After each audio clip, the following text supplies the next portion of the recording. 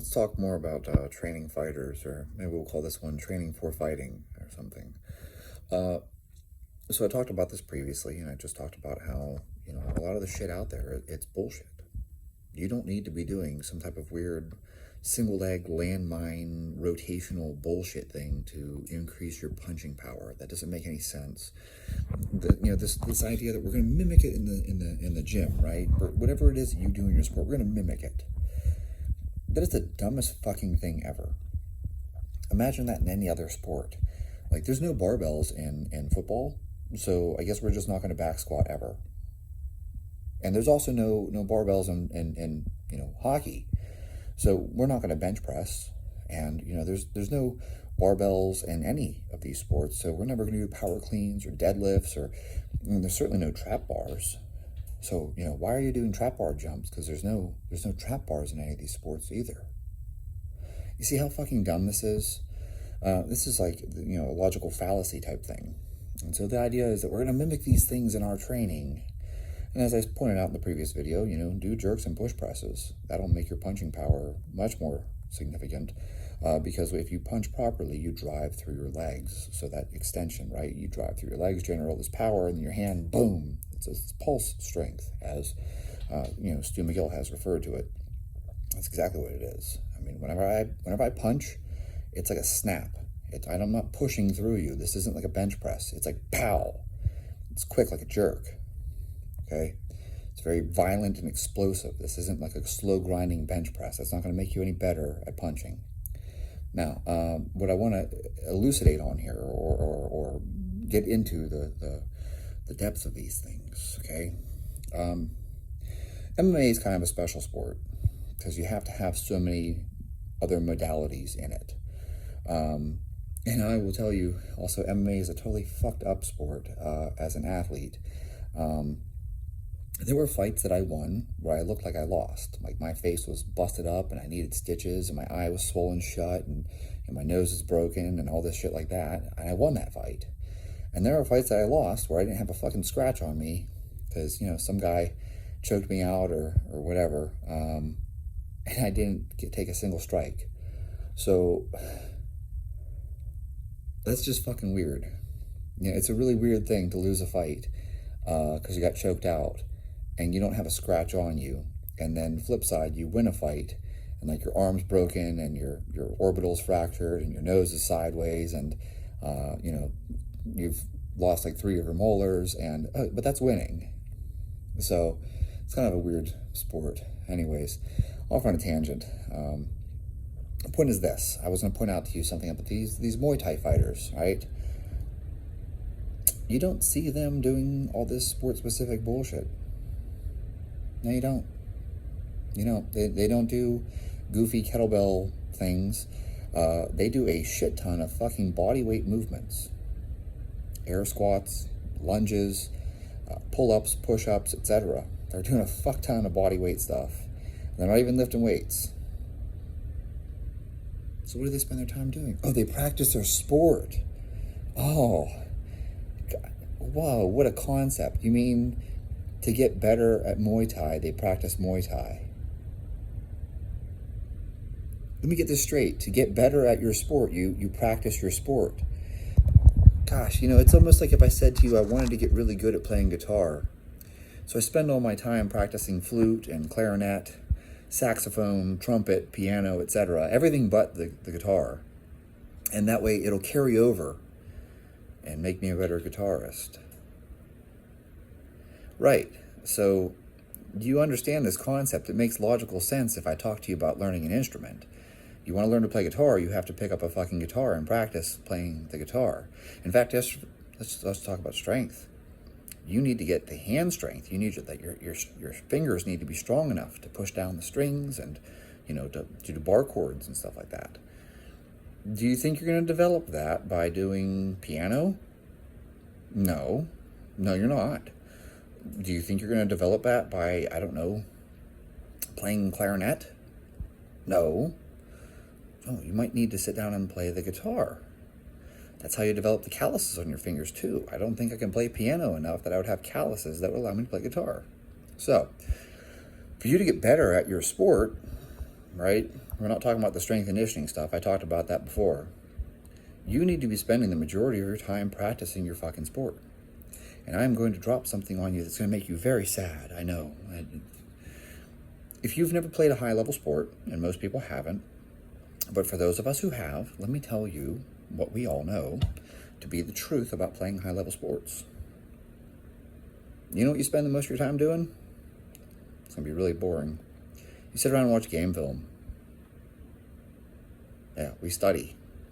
When I played hockey, we didn't spend 6 hours in the weight room just lifting weights and getting jacked. Okay?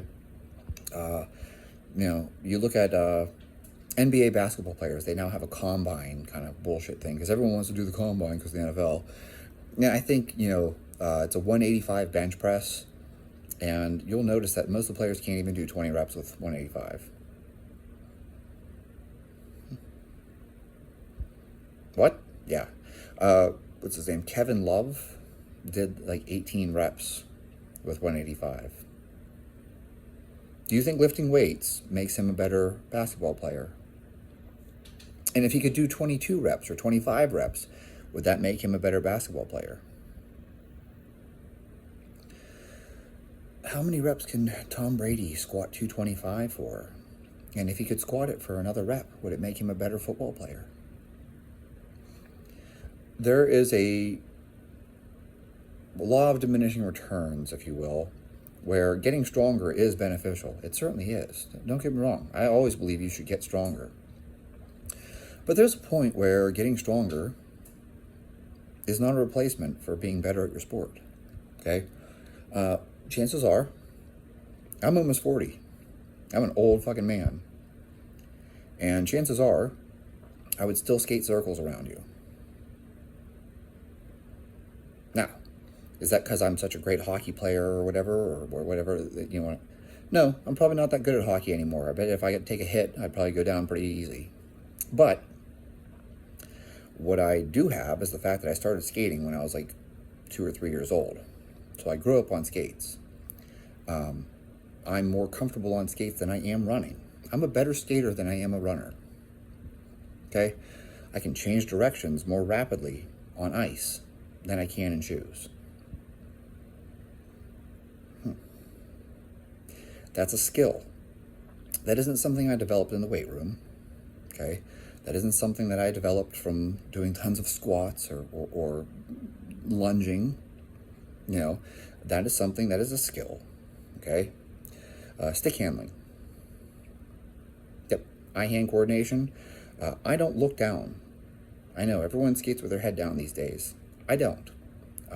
Because when I grew up, we didn't play with fucking face shields. I played hockey with my friends. We didn't even wear helmets. So grew up playing shinny, and grew up playing street hockey, grew up playing roller hockey, all the stuff like that, along with playing ice hockey. But the point is that we didn't fucking wear helmets and face masks. Parents didn't give a shit. Our parents weren't like, oh, make sure you put a mouth guard in. No, never fucking happened. So there's a very important lesson here. Because you're playing with your friends, you learn to keep your stick down. And you also learn to keep your head up. You don't look down. You know what happens when you look down? You get one of these. Yeah, someone's stick came up and caught me. Just barely missed my eye. That scar goes right to my eyelid. Okay? Had to get that sucker stitched shut. Well, you learn your lesson real quick after that happens, and now all the rest of my scars are all across my chin. Okay? I have these scars all over my chin from sticks that came up. Now, that's a good thing, because by keeping my head up, the stick hit me in the chin, split my chin, got stitches in my chin, and my eyes were safe. So you learn to keep your head up. Anyways, the point being, there's an element to the sport, whatever sport it is. In this case, we're talking about boxing, we're talking about MMA, we're talking about Muay Thai, we're talking about, Brazilian Jiu-Jitsu, Judo, etc. You need to practice your sport primarily. You want to know the best thing you can do for sport-specific training? Like, go spar, go roll. I don't need a whole lot of extra conditioning if I'm sparring. 3 5-minute rounds of sparring, okay, that's my conditioning for the day. I don't have to go hop on the Airdyne. how much more sport-specific conditioning can I do besides just practicing my sport? And in hockey, I mentioned we watched a lot of game film, right? And then we would go out on the ice and we would run plays over and over and over again. Same play, over and over and over again. Our coach would, line us up. You stand here, you there, you there, you there. This is how this play goes. And we're going to practice this. We do this drill over and over and over again. I don't need to go do 1 minute intervals after I've been doing 1 minute intervals of all out intensity running a drill over and over again. So, practice your sport. Whether it's Brazilian Jiu-Jitsu, whether it's Judo, whether it's Muay Thai, whatever it is that you're doing, boxing, practice your sport. That should make up the majority of your training. If you have 4 hours a day to train, more than half of that should be spent practicing your sport. And this is one thing, I'm going to bitch real quick. I can't fucking stand the number of people who whine about overtraining. Shut the fuck up. My entire life, no matter what it was, whether it was wrestling, which I wrestled all through school, boxing, Judo, Brazilian Jiu-Jitsu, MMA, you name it, hockey, soccer, baseball, every sport I played, basketball, track and field, every sport I fucking played, our coaches encourage us to practice more, train more, practice more, train more, more. Not once did anyone ever tell me, hey, if you practice hockey too much, you'll get worse at it. No one said to me, if you practice too much, you'll go backwards. Until I got into weightlifting, the sport of weightlifting, not weightlifting like weight, space, lifting, weightlifting the sport. And people were like, if you practice too much, you'll end up overtraining, you'll go backwards. And it's like, what? The fuck are you talking about? If I practice too much, I'm going to get worse at this? Apparently so. And then I went to go train with Glenn. And I can assure you, there's no such thing as practicing too much. Don't get me wrong. There were days where I felt like shit and I couldn't max out. But you know what? I did a whole bunch of fucking reps with, 70 or 80 kilos, and I got better at snatching. I just did a whole bunch of singles. Like, I spent 2 hours doing snatches with 80 kilos. Not my max. 2 hours of practice, and my technique got better. And I know I have terrible technique. Everyone tells me how bad my technique. Everyone's always like, your technique is shit.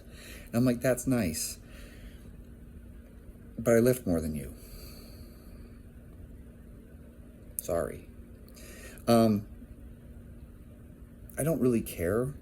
I don't think you can technique your way to a 200 kilo snatch.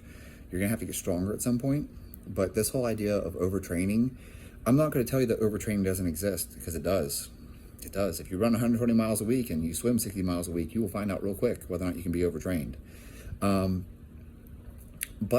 in general, most people are way too afraid of it. Like, you're worried about something that you're probably not going to come close to unless you have a full-time job of being an athlete. Unless you quit your day job and you spend your whole day fucking training, you're not going to end up overtrained from your 1 hour a day. Hell, you miss half your workouts anyways. You only get like 3 or 4 workouts in per week. You're not going to run into overtraining. It's not happening. I know you think you're overtrained. Oh, I'm sore. I must be overtrained. Trust me, you're not overtrained. Okay? Training 3 hours a day, 7 days a week, I wasn't overtrained. Not even close. I was making progress. I was getting stronger week after week after week. I continued to make progress. That's not overtraining if you're making progress. If you're getting stronger from week to week, you are not overtraining. That's 3 hours a day, 7 days a week, no days off. And I was getting stronger. Okay? I just ate a ton and slept a ton, which is what I still do. I never sleep less than 9 hours. I make sure I'm in bed. I'm in bed entirely too early because I'm an old man and I sleep. And I eat a lot of food. I eat so much food that I don't have money for anything else. So that's why I don't drink I don't do drugs, and I don't do anything fun because I can't fucking afford it because I need to eat more food. This is the point, though. The point is, you are not going to go backwards from practicing your sport too much. So if your sport is judo, go practice judo. If your sport is Brazilian Jiu-Jitsu, go practice boxing. Go practice Muay Thai. Go practice. For God's sake, just go practice your fucking sport. I mean, really, this whole video could have been 1 minute long, but you see, if I make a 1 minute long video, it doesn't get the message across because it's like people need you to explain the why. So the why is that if you practice, you get better at it, and you need a certain number of hours of practice. And no, the 10,000 hour rule is bullshit. I've spent more than 10,000 hours doing a lot of things, and I'm not good at them. I guarantee I've spent more than 10,000 hours practicing piano. I started playing piano before I could even walk. I used to sit on my dad's lap and play. I'm still not fucking, Mozart. Not going to happen. Not in my lifetime. Even if I'd practiced 8 hours a day for the next 40 years, I still wouldn't be Mozart. So 10,000 hour rule is bullshit. But you know what is going to happen? You're going to be better than you are. Okay? So there's no amount of practice. I don't care if I put in 100,000 hours, I still wouldn't be Mozart. But if I put in another 10,000 of practice, I'm going to be better than I am right now. How about that? Go practice your fucking sport.